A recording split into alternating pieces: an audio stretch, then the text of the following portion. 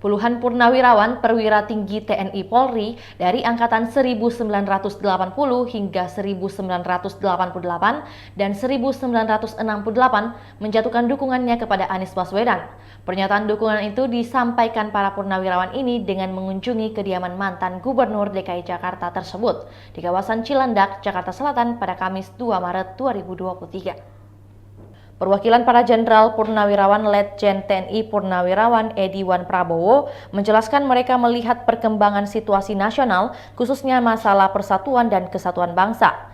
Keretakan tajam dan serius pada hubungan persaudaraan antar anak bangsa.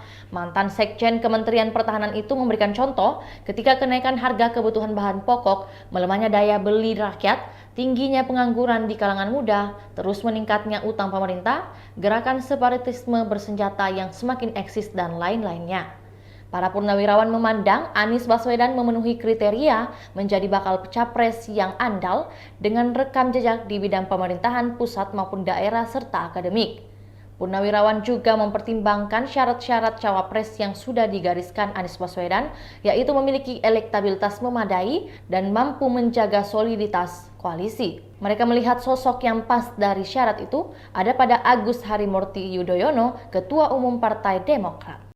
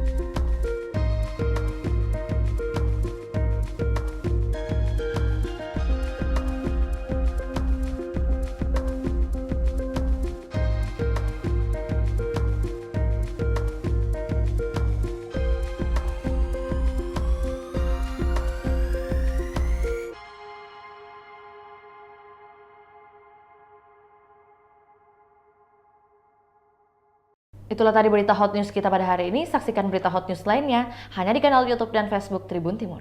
Terima kasih sudah nonton. Jangan lupa like, subscribe, dan share ya.